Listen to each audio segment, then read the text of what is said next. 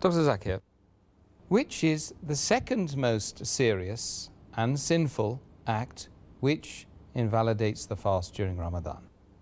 The second most serious thing that breaks the fast or invalidates the fast, it is masturbation.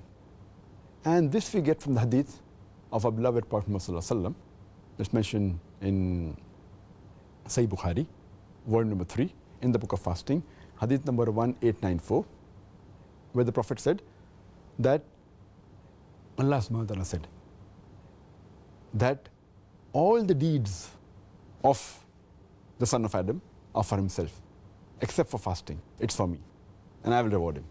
And further he says that the person, he leaves, he abstains from eating and drinking and his desires for my sake.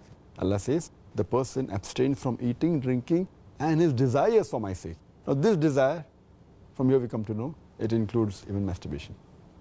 So when a person masturbates or ejaculates, whether by touching his wife or looking at his wife or for other reason or looking at any other woman, and if ejaculation takes place, then the fast gets invalidated. He has to repent to Allah subhanahu wa ta'ala and complete that day of fasting, and he should compensate for this fast, keep this fast later after the Ramadan gets over. But here, there is no kafara, there is no penalty, because that penalty is only for a sexual intercourse. Here, because the intercourse hasn't taken place, there is no penalty. He should only repent, make up that fast should complete, and then make up for that fast later on. But if a person does not ejaculate, and if there is madi which comes out, fluid, then the fast does not break. Similarly, this is the prostatic fluid, the madi.